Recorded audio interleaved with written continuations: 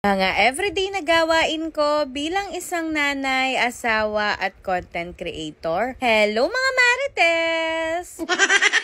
Dahil nga umuulan, napasarap yung tulog namin ng mga beklabush at pagkagising namin nakapagluto na pala ng tinola yung asawa ko. Grabe nga yung lakas ng ulan dyan at perfect nga tong linuto niyang tinola sa malamig na panahon. Nagpabili nga ako ng tuyo sa mga beklabush dahil napakasarap nga nitong ipares sa tinola. Babad mo tong mga tuyo sa suka tapos isasabay mo sa mainit na tinola. Ay grabe, napakasarap. Kaluto nga ng ulam, sumandok na sila at tinayos na nila yung mga lamesa tumpuan para makakain na nga kami. Sabi, napakasarap talagang kumain lalo na pag marami kayo at talaga namang napaparami yung kain ko. Fast forward bandang hapon, tumawag nga yung kaibigan namin at pinapapunta yung mga beklabush sa bahay niya. Ay Diyos ko rugo, yung mga beklabush, linusob nila yung bagyo. Ay Diyos ko, dakal no naman kanyang rembakla. May mga ingredients kasing pang sopas yung kaibigan namin kaya pinapunta niya tong mga beklabush para ipakuha ito. Napansin ko nga tong suot-suot na damit ni Jean Putok at nakapang snake pa nga siya. Nuko, feel na nga yung damit niyang yan at siya daw si Ivana Alawi. Ay nuko, Ivana kanu, ibang iday. Marami nga nagtatanong sa inyo kung bakit Jean Putok daw yung pangalan niya, may putok ba daw siya? Ilinilinaw ko lang po, wala pong putok si Jean Putok. Kaya binansagan po namin siyang Jean Putok dahil sa tuwing umiinom siya ng gin, lagi siyang napuputukan sa mga boy 150. Diyos ko, bet na bet siya ng mga boy 150 pag nakainom ng gin si bakla kapanganderugo.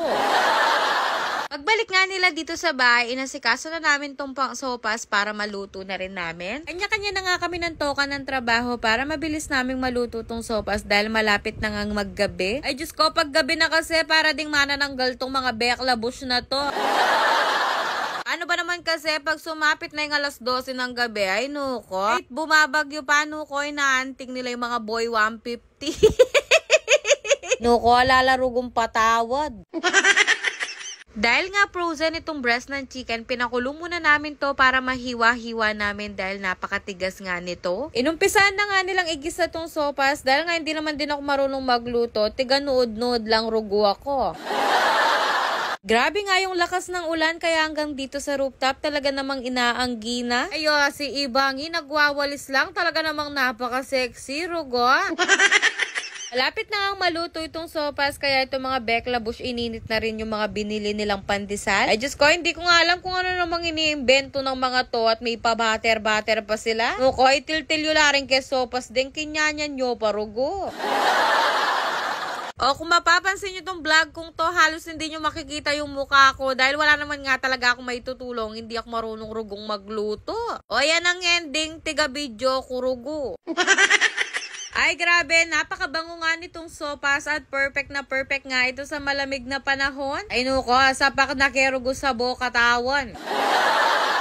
Lalo nga masasarap to kung lalagyan mo ng sili. Grabe, napakasarap umigop ng sabaw. Pagkaluto nga ng sopas, sabay-sabay na kaming kumain dito sa rooftop. Fast forward, pagkatapos naming nagsipagligo, nagkayaan nga kaming mag-inuman. Pinagluto ko nga sila ng pulutan dyan at Diyos ko naman rugo Marites, siomay na lang rugo yung linuluto mo, may nga pali ka pa rugo. Pero at least, kahit hindi ako marunong magluto, nakapag-prito rugo ako ng siomay, taknay do. Alam lang din naman kami magkakasama ng mga ito, kaya kahit papano nagluto ako at binigay ko rugo yung best ko sa mga siomay. Maka-proud ka rugo, Diyos ko. Sayang nga wala yung mga iba naming kaibigan dahil nga bumabagyo. Pero kahit hindi kami kumpleto, napakasaya pa rin ang araw na to dahil sama-sama kami. O hanggang doon na lang, salamat babush!